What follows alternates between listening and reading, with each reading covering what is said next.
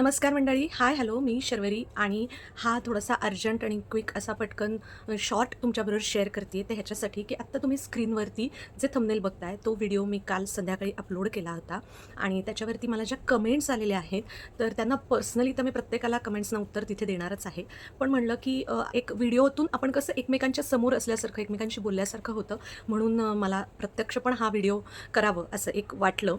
Otherwise मी दुसरा त्याच्या पुढे काय घडलं माझ्या आयुष्यात माय लाईफ स्टोरीमध्ये हा व्हिडिओ अपलोड करणार होते, पण म्हणलं नाही, आधी हा आपण तुमच्यासोबत शेअर करूया. तर मी तुमच्यासोबत ना त्या कमेंट्स पटापट शेअर करते आणि सांगते की आता मला ना पहिली एक जी आत्ता दिसते कमेंट, तर त्यांनी म्हणलं आहे की तुम्हाला एक सजेशन आहे की तुम्ही शक्यतो कमेंट बॉक्स ऑफच करा, कारण लोकांचे कमेंट्स वाचून तुम्हाला अंदाज आलाच असेल की लोकं कसं जजमेंटल असतात आणि स्वतःलाच जज असल्यासारखं समजून अक्कल काढायला इथे येतात. तर मला त्यांना सांगायचं, मला तुमची काळजी अत्यंत पटलेली आहे आणि त्याबद्दल खूप मनापासून आभार. पण कमेंट्स ना ह्याच्यासाठी पण ओपन ठेवायला पाहिजे तो बॉक्स, असं मला वाटतं की काहींना हे ऐकल्यानंतर त्यांच्या आयुष्याशी निगडीत किंवा त्यांच्या जवळच्यांच्या आयुष्यांशी निगडीत काहीतरी मनापासून शेअर करावंसं वाटतं, बोलावंसं वाटतं. तर तेव्हा त्यांना मग तिथे ती स्पेस मिळणं हे पण त्यांचा राईट आहे, जेव्हा ते हे सगळं बघतात आणि ऐकतात. म्हणून मला असं वाटलं की त्यांच्यासाठी कमेंट बॉक्स आपण ओपन ठेवायला पाहिजे. आणि जे लोकं फार विचित्रपणे कमेंट्स करतात, तर त्यांना मला वैयक्तिक असं सांगावंसं वाटतं की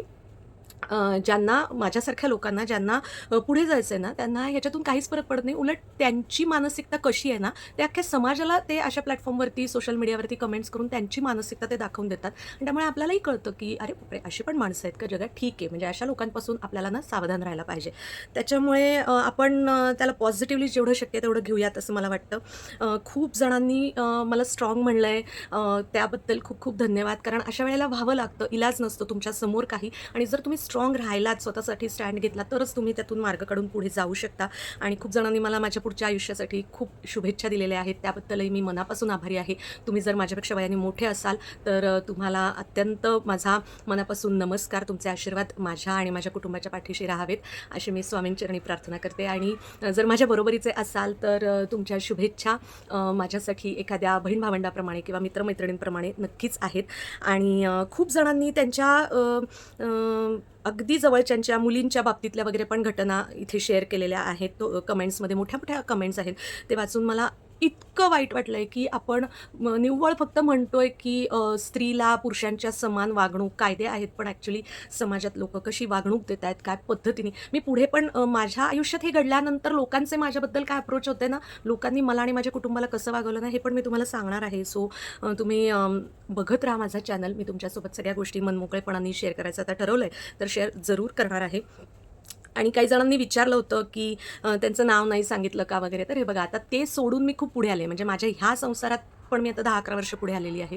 त्याच्यामुळे कशाला. आणि आपण ना जेव्हा ह्या गोष्टी संपवतो ना कायदेशीररित्या म्युच्युअल डिव्होर्समध्ये, तेव्हा आपण तिथे लिहून दिलेलं असतं दोन्ही पार्टीजनी की ह्याच्यानंतर आपण कुठलंही एकमेकांबद्दलचं काही असं नाव घेऊन स्पेसिफिकली त्या व्यक्तीचं सगळं आयडेंटिफिकेशन देऊन काहीही रिव्हील करणार नाही, कोणाचं डिफॉमेशन करणार नाही, हे सगळं लिहून दिलेलं असतं. तर कशाला ना, जी माझी बाजू आहे, माझ्याकडून स्टोरी आहे, ती मी तुम्हाला नाव न घेता सांगितली आहे आणि ती जास्त महत्त्वाची आहे असं मला वाटतं.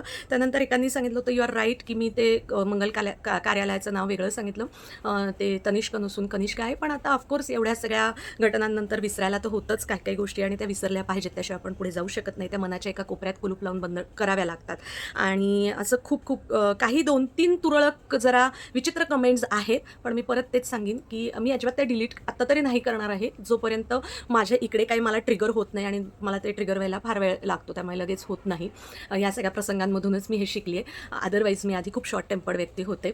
आणि तर त्याच्यातून मी परत ते सांगेन, त्यांची मानसिकता ते कसे आहेत, ते एखाद्याच्या आयुष्याबद्दल स्वतःला शहाणं समजून कसा विचार करतात ना, हेच दिसतंय. त्याच्यामुळे ते त्यांचं दिसत राहू दे. एकाने असं म्हणलं की मुळात सदाशिवपेठेतल्या मुलीनी साताऱ्यात यायला तयारी कशी दाखवली.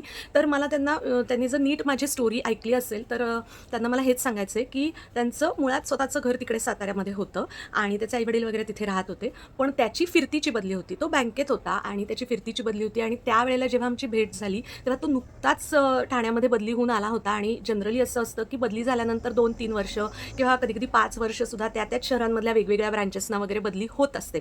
त्याच्यामुळे मग मी त्या एका पॉईंटला कन्सिडर केलं होतं, हे मी क्लिअर केलं होतं त्यांच्याशी ह्या स्टेपमध्ये पुढे जाताना लग्नाच्या, की ठाण्यात राहणार आहे, तर मुंबईच्या जवळ आहे, सबब आहे. सो मला तिथे राहून मला माझ्या ज्या गोष्टी आहेत त्या थोड्या करायला लांब पडतील, पण मग तयार आहे मी. ठाण्यात राहायचं आहे ना, लग्न करून मला साताऱ्यात नाही राहायचं, मला ठाण्यात राहायचं आहे त्या मुलाबरोबर, तर मग मी हे करायला तयार आहे. असं मी अनेक इतर मुद्द्यांच्या बरोबरीने हा मुद्दा अत्यंत क्लिअरली सांगितलेला होता, म्हणून मी तयार झाले होते. नाहीतर जनरली नाहीच होत. पुण्यातल्या मुली, मुंबईतल्या मुली परत आणखीन टाउन्समध्ये जायला, सिटीतल्या मुली टाउन्समध्ये जायला जनरली नाहीच तयार होत. हे अत्यंत मला ॲक्सेप्टेड आहे. पण मी हे बघितलं होतं आणि हे समोरून मला तसं उत्तर मिळालं होतं, की हो, ठाण्यात राहायला मिळणार आहे, मुंबईजवळचं जे ठाणे शहर आहे तिथे. म्हणून मग मी हो म्हणलं होतं. तर आता असं बोलता बोलता पण 6-7 मिनटं व्हिडिओ आपला झालेला आहे. काही कमेंट्स राहिल्या असतील, त्यांच्या कमेंट्सना मी घेतलं नसेल आत्ता, तर त्याबद्दल आय एम रिअली सॉरी. पुढच्या व्हिडिओमध्ये मी जेव्हा पुढची कहाणी सांगणार आहे सगळी, तर तेव्हा मी ते सगळं बघेन, त्याला संदर्भ देऊन नक्की बोलेन. तर पुन्हा एकदा सगळ्यांचे खूप मनापासून आभार. आणि मला हा व्हिडिओ तुमच्यासोबत शेअर करावासा वाटला ह्यासाठी एकतर मी खूप काळ विचार करत होते, जेव्हापासून मी चॅनल सुरू केला तेव्हापासून विचार करत होते, आणि अल्टिमेटली मी फक्त आणि फक्त ह्याच उद्देशाने हा शेअर करते तुमच्याबरोबर, की जेणेकरून तुम्ही अशा कुठल्या कंडिशन्समधून जात असाल तर स्वतःसाठी ठाम एक स्टँड घ्यायला पाहिजे आणि त्यातून बाहेर पडलं पाहिजे आणि पुढे जायला पाहिजे. पुन्हा भेटूया नवीन व्हिडिओमध्ये. Till then, thanks for watching and bye.